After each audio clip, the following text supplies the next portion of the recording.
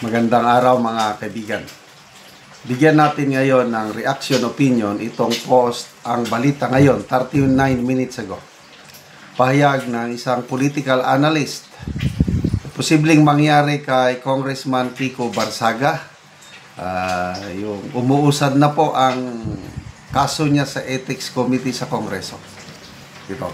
Sabi niya, magiging martir o bayani si Kiko kung sususpindihin, paaalisin o ipapagurgor ng Kongreso. Naglabas ng matinding pahayag si Greco Bilhica, dating Presidential Anti-Corruption Commissioner Chairman, kaugnay ng posibleng parusa kay Cavite 4th District Representative Kiko Barsaga matapos ang serye ng protesta at viral na tirada nito laban sa administrasyon. Ayon kay Bilhica, Congress will only make Kiko Barsaga a hero or martyr if they suspend, expel, or kill him. Binanggit ni Bilhica na anumang hakbang laban kay Barsaga ay posibleng magbalikwas mismo sa kanila dahil maaring magmukhang paghihiganti sa isang mambabatas na hayagang kumakalaban sa katiwalian. Ang naturang pahayag ay naglalarawan ng lumalalim na tensyon sa pagitan ng Kongreso at ilang mga opisyal na nagsusulong ng transparency at accountability kasabay ng mga kaganapan sa Forbes Park protest na pinangungunahan ni Barsaga. Okay? So, ito na. Nagsimula na po ang mainit na labanan. Labanan ng protesta at labanan dyan sa Kongreso. Habang abala si Congressman Barsaga sa kilos protesta, sabi niya araw-arawin ang mga kilos protesta sa mga kilalang subdivision kung saan nandun yung mga politiko na pinaghihinala ang nakakulimbat ng kaban ng bayan. So, sa Kongreso naman, nagsimula na ang kaso. Umusad na. So, ano ang... Kung ako ang iyong tatanungin, talagang bibigyan nila ng matinding parusa. Yung level of parusa is, sa pagkakalam ko, una, warning. And then, pangalawa, reprimand. Pangatlo, suspension. Pang-apat is expulsion. Sa nakikita ko, sa grabe ng tindi ng ginagawa ngayon ni Congressman Barsaga, ang pinakababang parusa na ibigay nila, tingin ko lang ito opinion ko lang, suspension. Ang suspension mag-range ata ng 60 to 90 days. Yun ang pagkakalam ko. So yan ang pinaka-least, pinakamababa na ipapataw nilang parusa. So okay lang. Suspension. Ang mahirap yung expulsion. Palagay ko hindi muna sila pupunta ng expulsion. Suspension lang. Lalong agree ako dito sa pahayag ni dating Chairman Greco Bilhica na lalo lamang magiging sikat, magiging martir si Congressman Barsaga kung isuspend nila. Sana nga isuspend. Lalong mag-aalab ang damdamin ng ordinaryong Pilipino. May nabasa akong post ni John Abenes, isa sa mga leader, maisog leader, DDS leader sa Cebu. Sabi niya, kahit tinatawag nila na baliw si Barsaga, sabi ni John Abenes, handa ako Sabi niya, handa ko na ibuhis din ang aking buhay para sundan ko lang ang pinaglalaban ni Kiko Barsaga. I'm willing to die, sabi niya. Ganon din ang pahayag ni Congressman Barsaga, I am willing to die. And I can sense his seriousness. Talagang ano na siya, patapon na siya.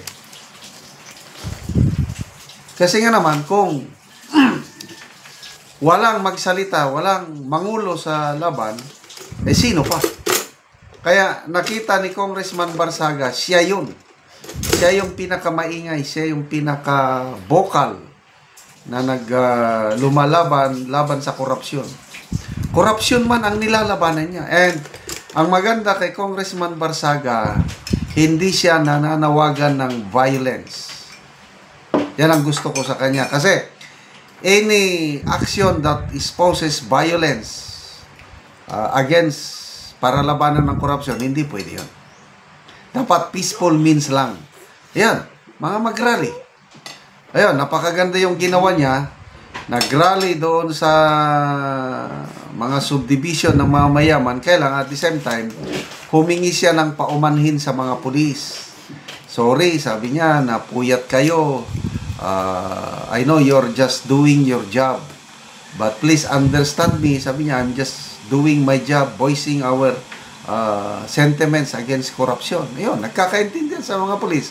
Nag-alamanuhan, yun ang magandang sistema, hindi yung may mga grupo kasi na mag-rally na binabato, sinasaktan ang mga pulis. Huwag tayong gagawa ng ganun. Okay, so, what will happen now? I don't know.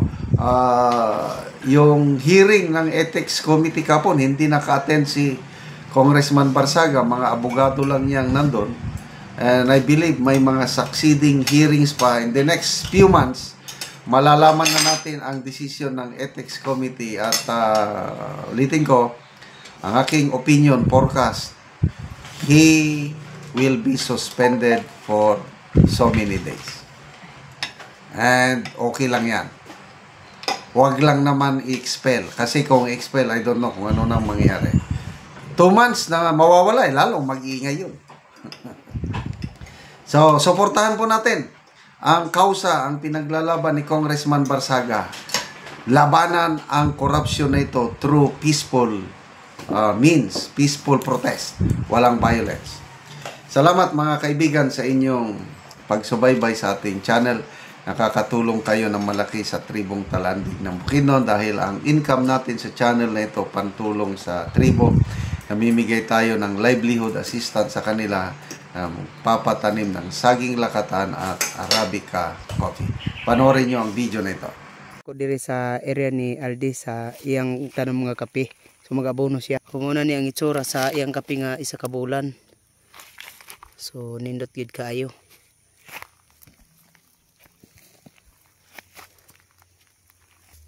So pagatabunan para gyud nga mosuyop ang kape ug abono.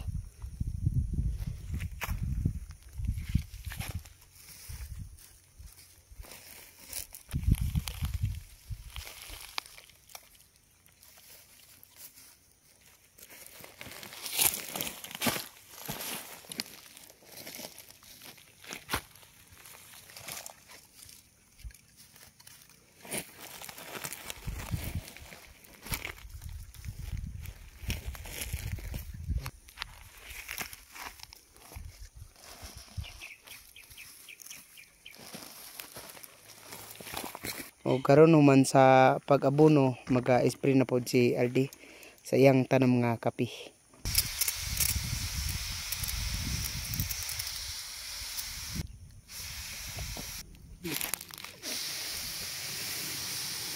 Kusog kaayong sprayero.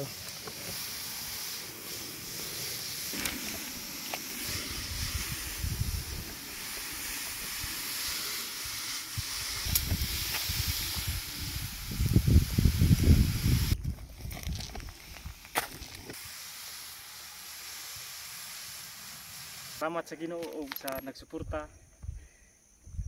Hinaot unta nga pagpadayon pa ang suporta nga maabot sa mo ang aron makatabang sa mga kalisod. Salamat. Oo, salamat kaayo. So pila day ni ka punuan ang imong tanom nga kape? Presitos ka puno 300 ka punuan. Oo, so naa na kay anak. na ana isa. Sige. Salamat kaayo.